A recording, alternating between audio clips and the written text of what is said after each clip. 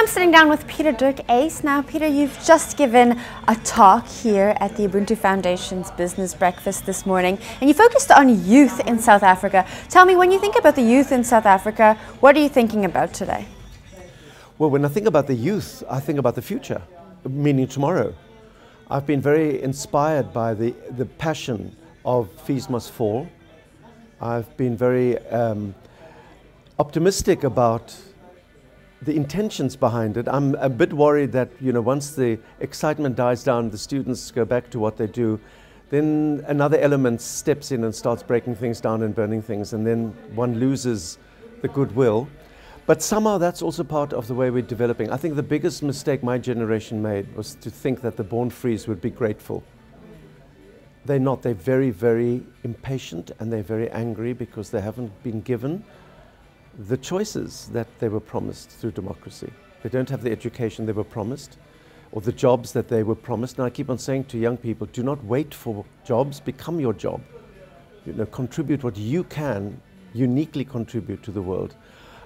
So young people are I suppose they're my drug of choice, because they really make me look forward to the future.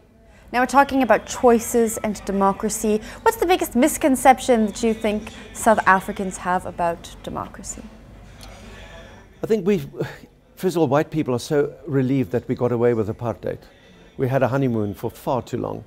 When we woke up, we thought, who are these people? I just think we need to do our homework. We need to get involved with opinion. We need to get involved with discussion, not negative whinging and wailing and moaning, but to try and work out what is the solution to the problem. There are huge problems. Most of them can be solved within a week. I think we also need to focus on who the good politicians are, and there are many good politicians, not just in government, but also in alternative government or opposition. I don't like that word, opposition. And say to the good politicians, we know who you are, we're on your side. Encourage them. The bad ones, find out what their phone numbers are and wake them at 3 o'clock every morning for the rest of their lives till they deliver. I'm sorry, I have no interest in corrupt politicians. It's criminal. And there's not a worse word I can use to describe our present government than the word careless. Careless means you knew what you had to do and you didn't bother. It's interesting, you were saying in your speech this morning that politicians aren't stupid. And I think a lot of people get caught in the rut of thinking it's just a bunch of stupid idiots who are never going to hear what I have to say. What would you say to those people? Well, no politician got where they got because they have no personality, because they have no charisma, because they have no sense of humor. They all have a sense of humor. It's very worrying to find that out. Some of them don't know how to laugh at themselves, and some of them do, which make them even more dangerous.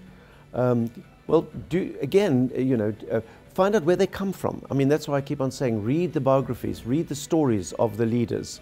They all started with an extraordinary passion before the corruption started whittling them down. And corruption is a very human thing. I mean, I'm not in judgment here. Suddenly when you're confronted with the access to enormous wealth, you're not going to suddenly sit back and just have a sparkling mineral water and not have the best champagne. But again, there is a sentimentality about our liberation movement. I'm a great supporter of the ANC as a liberation movement. I was delighted when we won the first election. I'm deeply disappointed that it's become business as usual. And many of my friends in the African National Congress, I keep on saying to them, where is your voice? You know this is wrong. Why aren't you saying something? They say, no, but you see, you don't understand. It's our tradition, it's our culture. Oh, crap, what nonsense. It's politics. If something's wrong, stand up and say it's wrong. So you might lose your job. Okay, form your own party. Get out there and do something. That's your choice. Your choice is you can choose. If you don't want to choose, that's also been your choice.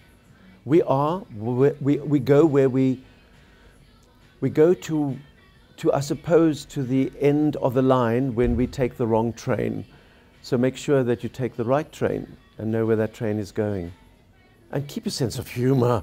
Goodness me, at the moment it's so incredibly serious. People are so scared of laughter. I mean, you know, people, yeah, you laugh at certain things. Either they can take it and survive, or not take it and resign. That's also good.